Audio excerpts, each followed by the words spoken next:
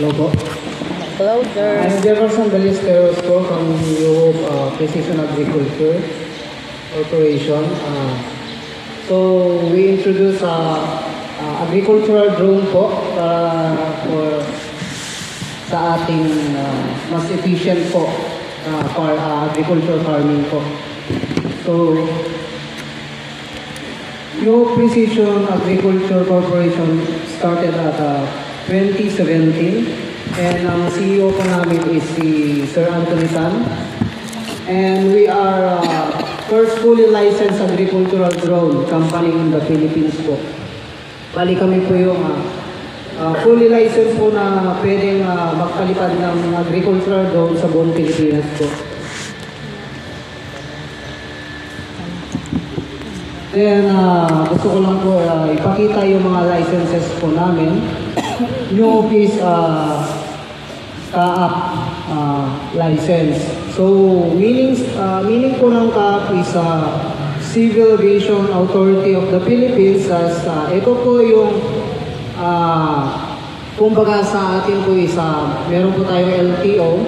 Nagkakaroon po tayo, pwede po tayong kumuha ng license doon para makapag-operate ng mga sasakyan.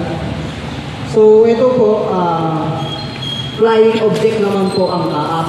So yung mga eroplano, yung mga drones. So dito po tayo pwedeng kumuha ng license po natin.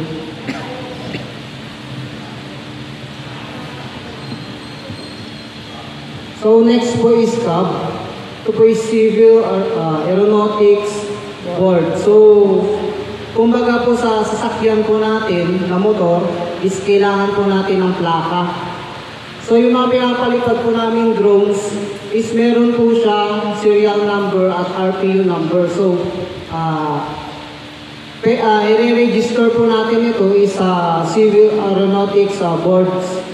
So yung kunyari po is yung motor natin, pag hindi natin ma-register at nahuli tayo ng LTO, so magkakaroon po tayo ng fines. So ganun din po sa drones. So kapag nakita ng mga taga-CAAP na yung drones na pinapalipad mo, yung CAAP, na walang parang plate number or serial number, so pwede ka nilang kasuhan. Pwede kang makulong po. So on the ground po, FTA, po kami, licenses po kami ng Fertilizer and Pesticide Authority. On the ground po, ako at saka yung mga ground crew, meron pong license nitong FTA. So, nag-handle po kami ng mga chemical, so kailangan po namin ng license na to.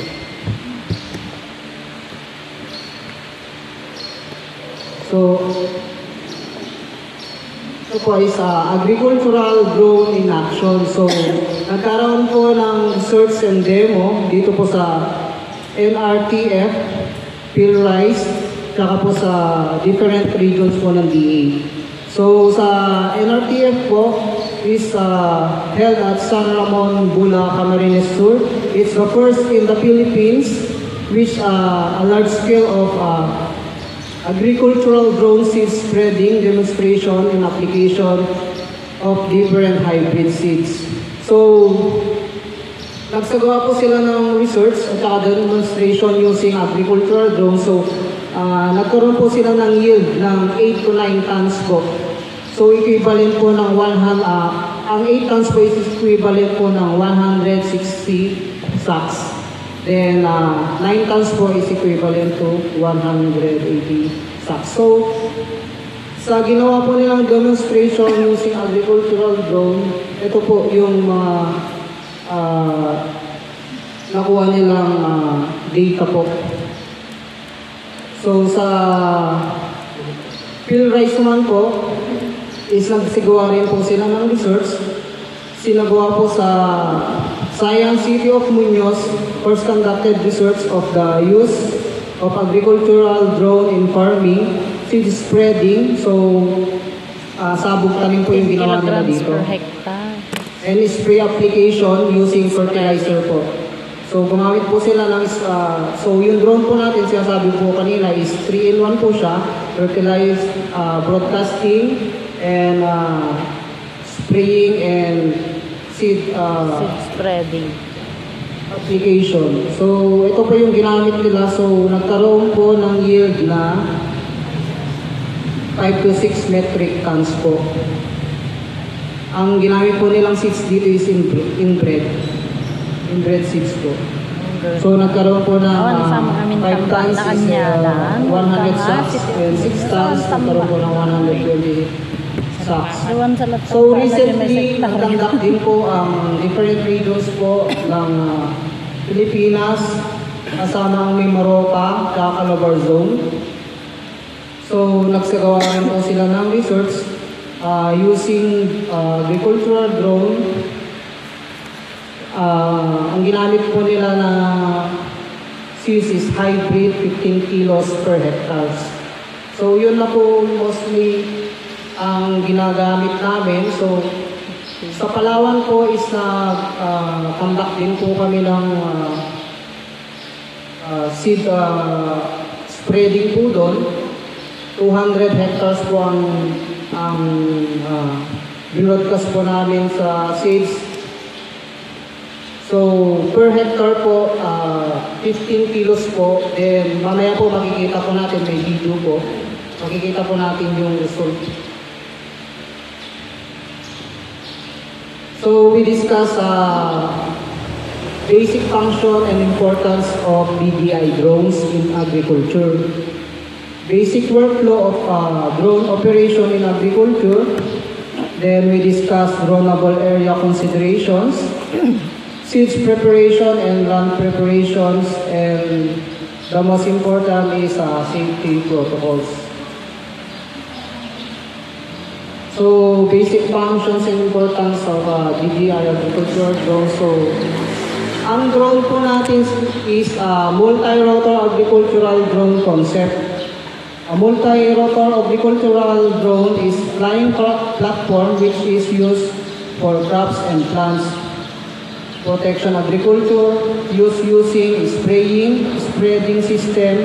It can spread pesticide, foliar, solid fertilizer, pollination, seeds, and ginagamit din po siya sa fishing, feeding. Really, fish feeding. Di ba yan? Sa malalaki pong fish farm, ginagamit din po siya. Ay, ganun. So, yung ginamit po natin kanina is DJI T30 agricultural drone. So, meron pa pong mas malaki, T40, then meron pa po kami T50. So ito po, generation by generation, naglabas po ang DJI ng 2015 ng MG1. So ang capacity po nito is 10, may 5-10 kilograms hanggang pataas na po ng pataas, umabot na po siya ng 50 kilograms. So 2024 po, naglabas po ang DJI ng T50. Ito po. Latest na yan. Ay, wow. 50. Ito po yung nilabas nila. So tayo. ito po is T40. Ginamit na po namin sa different regions po. Dito po sa buong Pilipinas. So yung ginamit po natin is T30 for demonstration po. So tayo po is nagiging advanced technology na po. So dati po manual po tayo mag-harvest, ngayon nagkaroon na ng harvester. So ngayon po ini-introduce po namin ang drones for efficient for agriculture. So dati knapsack po, di ba? Per ilan po ang 16 liters po. So sa isang hektarya, ilan po yung nagagamit? 10 po. So 60 liters. So sa drone po is 30 liters. 30 liters po. Equivalent po ng ina-apply po natin. Kunyari po sa isang hektarya, isang bottle. So sa knapsack sprayer po is di ba po hinahati-hati po natin hanggang magkano po yun. So dito po sa drones po natin is isang lagayan na lang po. So makakatipid tayo ng water. 30 liters lang po ang gagamitin natin. So sa 30 liters kaya po spread yung pang 1 hectare po na gamot na ilalagay po natin. Equal po yun. Pwede po, herbicide, kahit ano pong kwan. Kaya po meron kaming license ng FDA. Yung isang bakit ng insecticide, lalaki din yung lahat. Yes po. So, i-spread na po yun. So, meron po tayong sa remote po, less mga time pa settings yan. po, pwede po natin siyang i-spread for 1 hectare. Hati-hati. So, kaya niya, yun po yung sinasabi ko kanina, kunyari po, pag naksak po yung gamit natin, gano'n po katagal yung isang hektarya. May araw po ba? Half day. So, dito po sa drones is 5 to 8 minutes. Kaya niyang tapos yung isang hektarya. Depende po sa area. So, kapag compact po, mas mabilis po. Then, dito po, syempre, 5 to 8 minutes matatapos. So, yung ibang oras, pwede pa po natin gawin sa ibang bagay. So, ito po yung features ng agricultural drone. Sorry po, nabubulol ako. Spray application po. So, yan po, spray. Seed broadcasting, hindi po kasi masyadong makita. Fertilizer broadcasting po.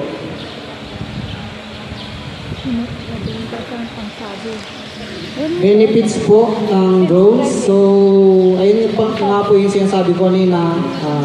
Save time and ensure safe application. So, save time, it helps complete tasks faster or more efficiently, reducing the time spent on the job. Yun po yung sinabi ko kanina. So, ensure safe application. So, hindi na natin kailangan i-risk yung sarili natin sa chemical. So, kaya po nag-introduce kami ng drones para po mas safe po tayong mga farmers. May Kasi isa hindi dyan, naman mais. po natin ngayon, sa ngayon po, spray po tayo spray. Hindi po natin nararamdaman sa ngayon yung chemicals na pumapasok sa katawan po natin. So, after pagtanda po natin, doon lang po natin nalalaman na may side effect po pala yung mga pumapasok sa katawan natin. Diyan eh, kamay isang tao. So, increase and improve crop May sagita na eh. productivity. So, yun nga po. Hindi mo tayo. Makakatulong po sa atin to sa pag-increase po ng sa harvest po natin sa area po natin. So, mapapalaki niya po.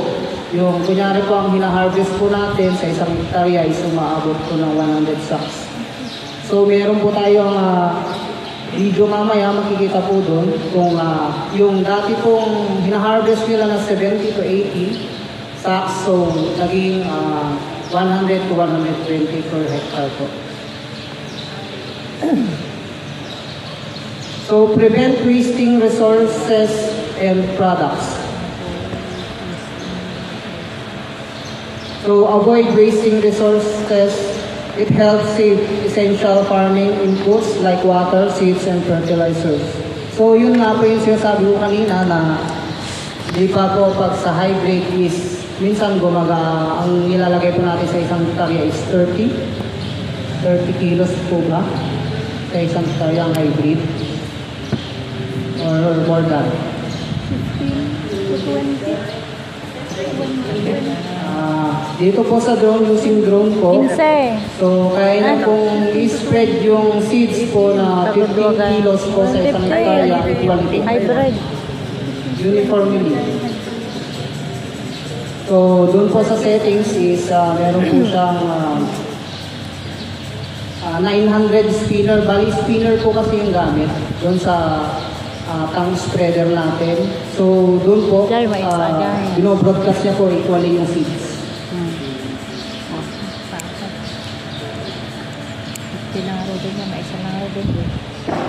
Precise application and save money farmers money on inputs. Yun nga po yung sinasabi ko. Siyempre po kapag nag-spray po tayo, hindi naman po natin sure kung natatamaan po yung area po natin.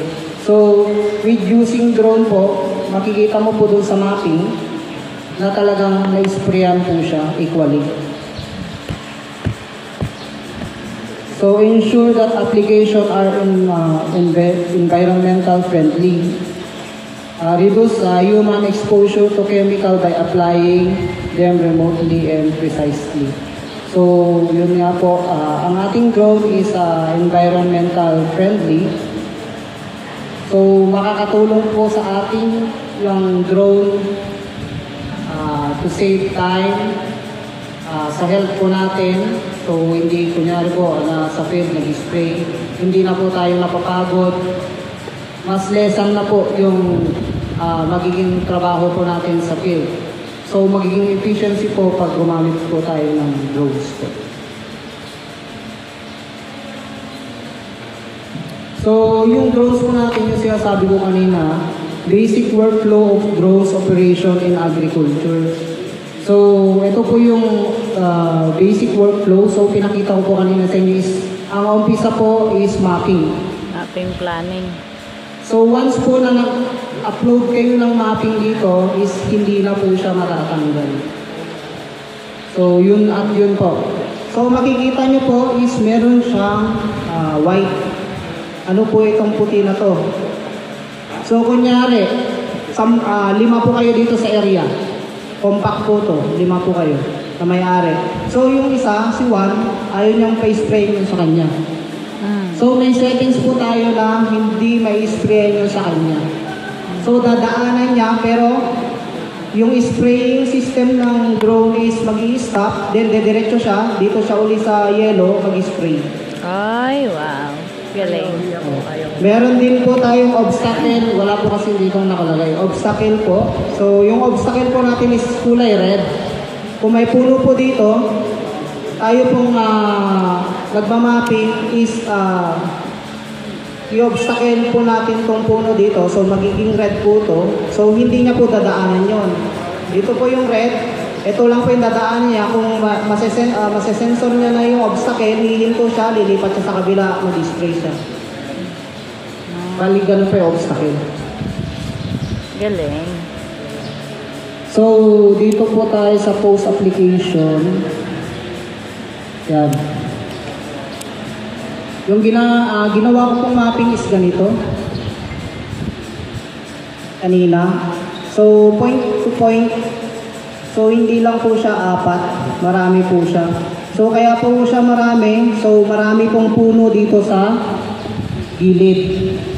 Nagkaroon po siya maraming puno. So, marami po siya point na nilagay. Para iwasan po yung puno. So, ang puno po, kanyari, ito po mangga. 3 meters po ang nilalagay namin. Para po, dire-diretso po yung waypoint ng drone. Yung automatically waypoint na po. So, ito po is, di ba po nagpalipat tayo kanina, nag-mapping yellow, kulay yellow po. Ngayon, kulay green. So, ibig sabihin po ng kulay green, natapos niya na po tong area na to. So, ang ibig po sabihin ng kulay white, ito po hindi ba, palipat-lipat tayo kanina, palit ng battery, pagkarga ng tubig. So, ito po yung kulay white. So, ibig sabihin, dito lang siya nagpapalipad. Ito pong mapping na to, post application, is makikita rin po kung ilan yung task area na natapos niya. Kung 41 hectares. Tapos, kung ilang person yung nagpalipad, so isa lang.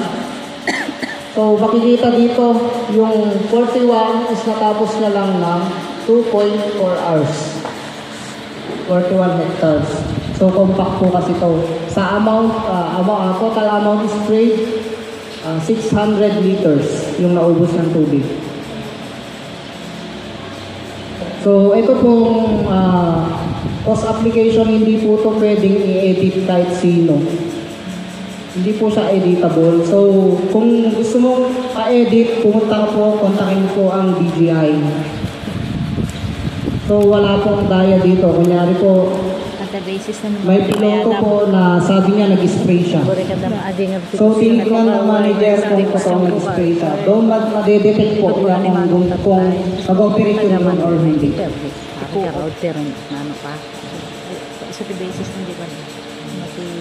Ito po, dito po tayo sa droneable area consideration. Yan po. This clarification, ito po class A, low risk, so mababang chance na crash ng drone. Ibig sabihin po itong area is compact. Then ito po yung moderate, yung sinabi ko kanina na Pero maraming di bantay pinipinpoint. ajay ko ah. Ang Risk. area po nito is 0.5. Either pwede naman po siya paliparan, kaso yung sinasabi kong 5 to 8 minutes, madadagdagan po yun kasi marami po siyang iiwasan na puno. Hmm.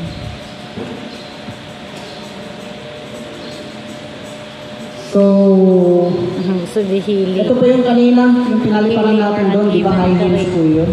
Yung terrain niya pataas pa baba.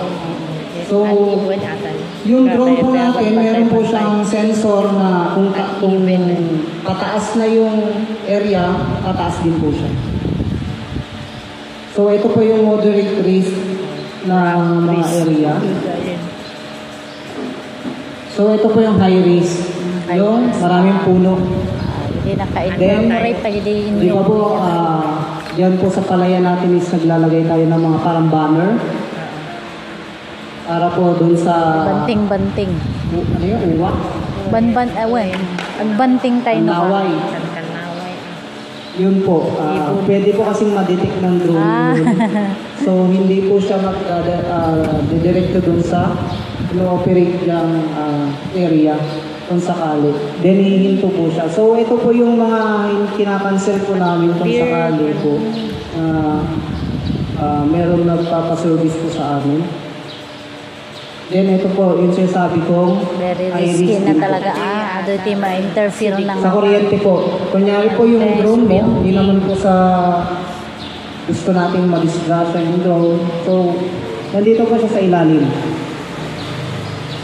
So, yung sinasabi ko magnetic interference, so, malakas po kasi yung voltage nito, doon sa drone po natin, parang may magnetic pong magagat doon sa loob. So, minsan po nag-crash or minsan sumasabit siya dun sa wire. Pero dun po sa T50 na bago ngayon, kaya niya na po i-detect yan. So, hindi na siya dediretso. Magsasabi na siya sa remote na obstacle radar detected. So, ito po yung mga ideal time for spraying. 6 a.m. to 10 a.m. So, mag-i-stop po kami kasi hindi po kami pwedeng mag-spray ng mainit yung panahon. So, risky rin po sa battery ng drones. Then, mag-i-start po kung 3 p.m. kung cloudy na po siya to 6 p.m. Pero kung cloudy naman po yung panahon, pwede po kami mag-dire-diretsong mag-spray. Yan po, heavy rain condition, no application po talaga.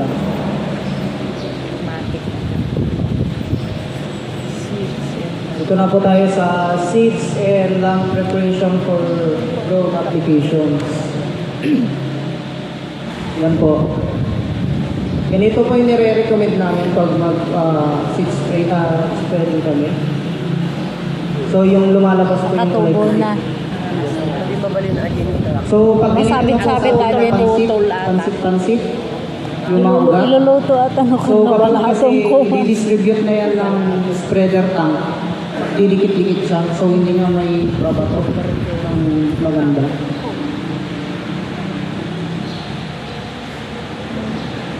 So, ito po. Land preparation for direct seeding. So, ito po yung nire-recommend namin. So, Mati. meron po kami na-encounter ng mga ganito. Dry land at saka lot of water. So, nire-reschedule na lang po namin. Pag ganyan po yung area. Ito po kasi yung lot of water, ulan lang. Sobrang po sa ulan. So, sayang naman po kung i-go-go po namin yan. Sayang din po yung seeds. So, ganito po yung recommended po namin, Madi.